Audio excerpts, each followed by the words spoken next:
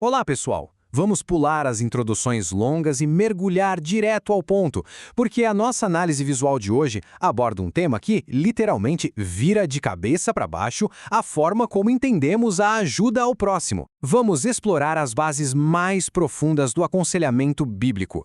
E já adianto, não se trata apenas de dar uns bons conselhos ou aplicar técnicas humanas, viu? É algo muito mais dinâmico, muito mais espiritual. Para quem quer realmente entender como a transformação autêntica acontece na vida de alguém que está sofrendo ou em um dilema, entender essa estrutura é absolutamente essencial. A imagem que temos de um gabinete de aconselhamento está prestes a mudar completamente. Mas para começar a construir essa base, precisamos fazer aquela pergunta de $1 milhão.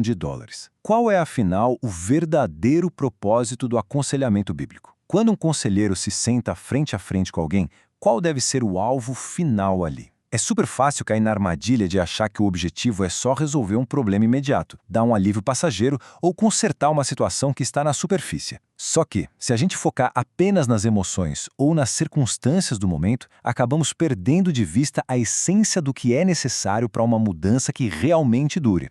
E é exatamente aí que essa citação incrível do Paul Tripp traz uma clareza que muda o jogo. Ele diz o seguinte: o propósito do aconselhamento bíblico é nos transformar de estultos em sábios. O que torna sua frase tão genial é que ela eleva o nosso foco. A meta não é consertar problemas práticos ou fazer a pessoa se sentir melhor por algumas horas. O alvo é uma transformação de caráter e de mente. É tirar a pessoa da estultícia, que, na linguagem bíblica, é viver ignorando os princípios divinos, e levá-la para a sabedoria, que é conseguir viver a vida exatamente do jeito que o Criador planejou. Essa bússola ilustra perfeitamente esse conceito. Pensemos juntos. O aconselhamento bíblico funciona exatamente como uma bússola que recalibra o nosso norte moral e espiritual. Quando estamos lá, perdidos na nossa estultícia, as nossas próprias emoções e lógicas falhas ficam nos puxando para tudo quanto é direção errada. O papel do aconselhamento de verdade é fornecer essa direção divina, apontando para longe da nossa própria tolice e direto para uma sabedoria que é firme e inabalável. Avançando agora para a base de tudo isso, nosso alicerce, verdade e vida. É fundamental entender que toda essa transformação precisa de um chão muito firme para se sustentar. Não dá para basear isso em achismos ou filosofias da moda. Repare na força dessa declaração junto ao símbolo inconfundível da cruz. Eu sou o caminho, a verdade e a vida. No aconselhamento cristocêntrico, a premissa é radical.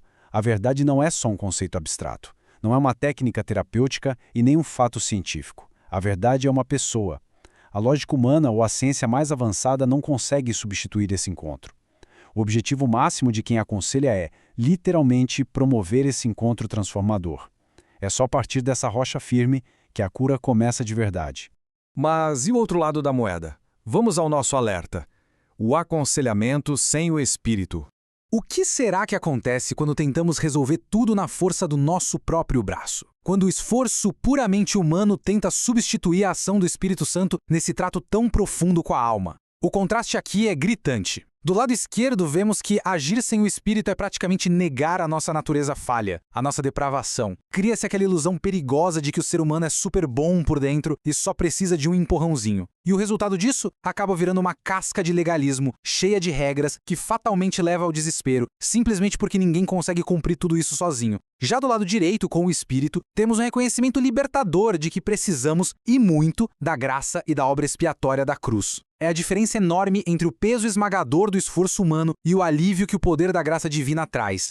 Isso nos leva diretamente ao ponto central, a nossa mudança de paradigma, o conselheiro principal. Se o nosso alicerce é Cristo e sabemos que o esforço humano isolado leva ao desespero, precisamos redirecionar os holofotes com urgência. E essa frase faz exatamente isso. Em vez de perguntar sobre o papel do Espírito Santo no aconselhamento, nós deveríamos perguntar sobre o papel do conselheiro no aconselhamento do Espírito Santo. Pense no impacto de inverter essa lógica. O Espírito de Deus é o conselheiro, com C maiúsculo. A presença dele não pode ser reduzida àquela oração rapidinha de protocolo no início da sessão ou a um versículo lido solto no ar. Ele é quem rege todo o espetáculo de forma pessoal e ativa. Para deixar isso bem prático, vamos olhar para essas duas silhuetas. Esse é o modelo padrão, a visão clássica da psicologia e do aconselhamento secular. Nós temos de um lado o conselheiro e do outro o aconselhado. É um diálogo, certo? Uma via de mão dupla com troca de palavras, empatia, análises e dicas. É claro que a comunicação humana tem lá o seu valor. Mas na perspectiva estritamente bíblica, essa imagem aí está incompleta. Um mero diálogo humano, por melhor que seja, não tem o poder sobrenatural para transformar de verdade a raiz do coração. E aqui está a cereja do bolo da nossa explicação.